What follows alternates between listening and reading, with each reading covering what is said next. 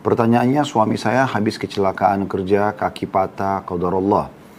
Dari PT tidak bertanggung jawab, ditambah lagi dari pihak ortu suami juga seakan tidak peduli. Akhirnya, semua beban tertumpuk terhadap saya, sedangkan saya posisi sedang hamil. Amalan apa ya Ustadz agar saya kuat dan rezeki lancar?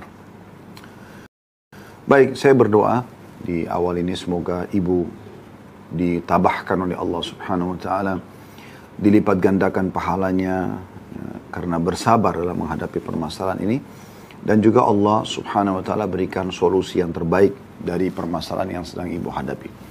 Allahumma amin.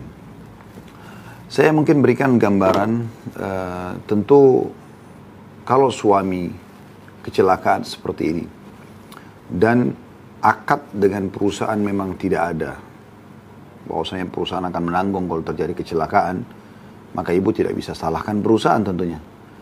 Kalau ada akad di perusahaan tersebut atau dengan perusahaan tersebut memang akan ditanggung kalau terjadi kecelakaan, maka ibu bisa menuntut hak ibu.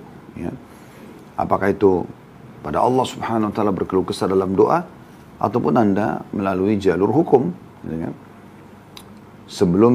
Namun sebelumnya tentu minta baik-baik dulu kepada perusahaan, ya. Semoga dimudahkan oleh Allah Subhanahu wa taala, mereka mau membayar dan mereka merasa bertanggung jawab. Ya, kurang lebih seperti itu. Kalau masalah orang tua, suami tidak bertanggung jawab, ya itu tidak bisa kita paksakan. Ya. Maka saya akan fokus kepada pertanyaan ibu saja. Gitu. Amalan apa yang Ustadz anjurkan agar saya kuat dan rezeki bisa lancar? Yang pertama, kami sarankan ibu, di detik ini kalau Anda ikuti acara kita ini, ucapkan kalimat istirja, yaitu inna lillahi wa inna ilaihi raji'un. Kami milik Allah dan kami akan kembali kepada Allah.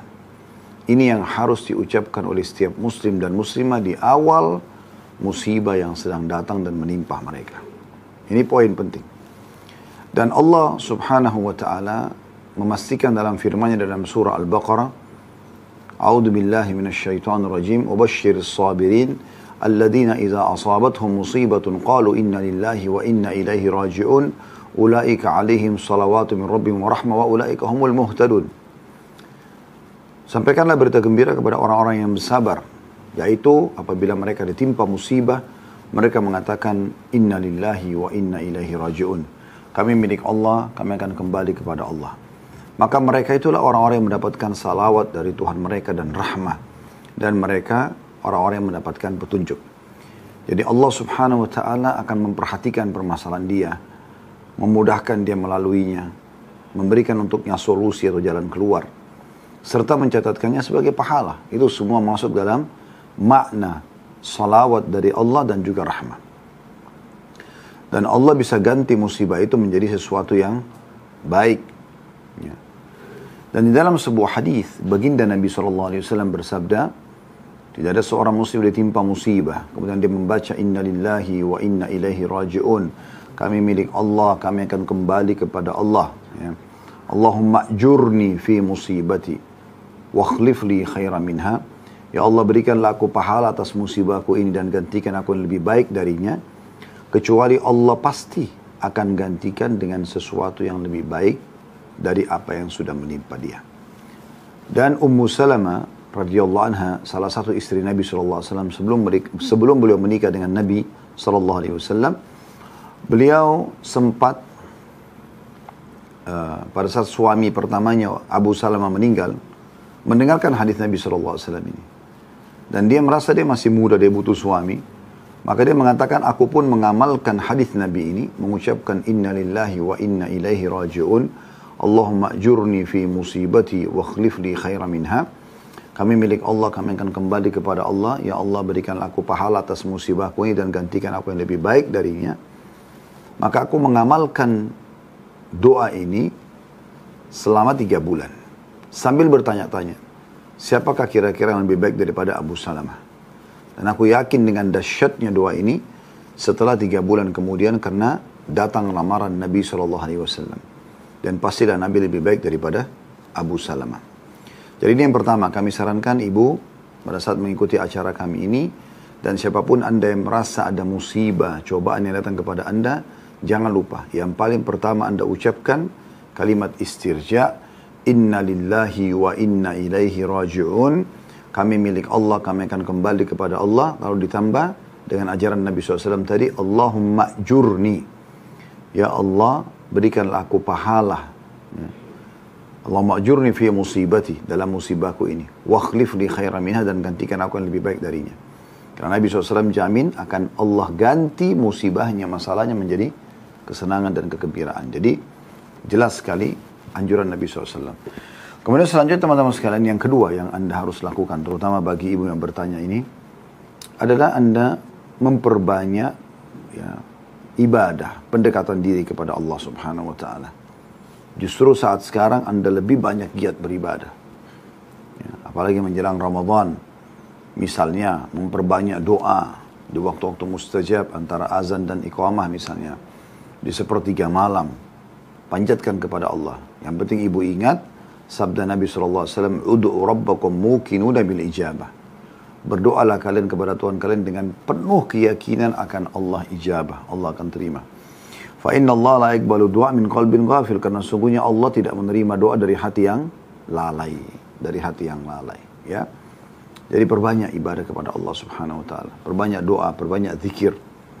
Pernah ada sahabat, ya, ini contoh selain doa, kita berzikir. Pernah ada sahabat, suami istri, kehilangan anak mereka. Anak mereka ikut berperang, berjihad di jalan Allah Subhanahu wa Ta'ala. Semua isi pasukan pulang kecuali anak mereka. Mereka sempat sedih. Mereka sempat sedih. Kedua orang tua ini. Lalu mereka datang kepada Nabi SAW. Karena nggak jelas anaknya ini mati syahid kah, ditawan musuh kah. Teman-temannya tidak ada yang tahu semuanya. Kalau mati kan diketahui jenazahnya, tidak diketahui jenazahnya di mana. Maka mereka mengatakan, ya Rasulullah, anak kami ikut berperang. Teman-temannya semua pulang kecuali dia. Kalau seandainya dia mati syahid, ya sudah. Kami terima itu cobaan dari Allah SWT. Berita gembira juga. Gitu. Karena dia akan selamat masuk surga. Kalau ditangkap oleh musuh, ini yang kami pikirkan. Karena ini hilang gitu. Apa saran Anda? Kata Nabi SAW, perbanyak ucapkan la haula wa la quwata illa billah. Perbanyak ucapkan la haula wa la quwata illa billah. Bukan sekali dua kali, perbanyak. Tanpa banyak tanya lagi, suami istri ini pulang, kemudian mereka mengamalkan dari begitu masuk rumah sampai mereka kantuk ketiduran di malam hari. Ketiduran. Waktu mereka tidur, di tengah malam, tiba-tiba ada yang ketuk-ketuk pintu. Bangunlah kedua suami istri, begitu mereka buka pintu, mereka kaget ternyata yang balik adalah anak mereka. Dengan gembira dan terharu, keduanya menyambut anaknya lalu mengatakan, ada apa sebenarnya ceritanya? Anaknya mengatakan, saya ditawan oleh musuh. Dan teman-teman saya tidak ketahui, karena tiba-tiba mereka mencurigku gitu. Dan aku diikat, dibelenggu dengan rantai, ya, dengan tali, diikat dengan tali. Dan entah kenapa, beberapa waktu yang lalu, dari semenjak ya masuk malam, tali itu tiba-tiba ya mulai terlepas ya, atau melonggar, dan mereka pun tertidur semuanya. Sehingga akhirnya aku bisa melarikan diri dan pulang kembali ke Madinah. Jadi Allah Subhanahu wa Ta'ala berikan solusi dengan la haula wa la quwata illa billah. Perbanyak istighfar. Banyak. Dan renungi, astagfirullah wa atubu ilaih, astagfirullah wa atubu ilaih. Terus, Anda mulai berlengkap, astagfirullahaladzim, alladzi la ilaha illa huwal hayyul qayyum wa atubu ilaih. Yang kata Nabi SAW, siapa yang melazimi istighfar, terus lisannya istighfar, maka Allah akan berikan solusi dari permasalahan yang dia hadapi, dan diberikan rezeki dari tempat yang tidak disangka-sangka.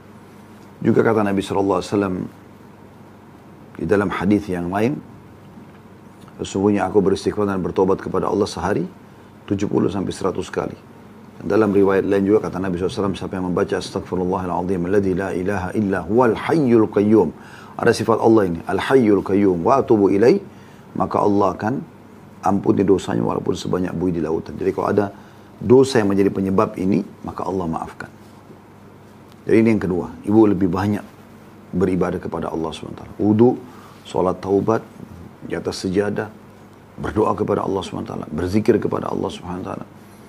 Dan berdoa itu lakukan seperti Sufyan ats-Tsauri rahimahullah, seorang ulama tabi'in.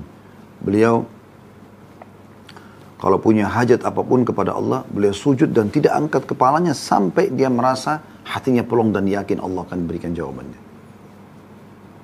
Yang ketiga, ibu coba ikhtiar. Ikhtiar ini maksudnya kalau perusahaannya tidak mau tanggung jawab, kalau orang tuanya tidak mau tanggung jawab, gitu kan? Ikhtiar, coba ke puskesmas terdekat, atau mungkin hubungi kerabat atau orang yang Anda kenal yang bisa membantu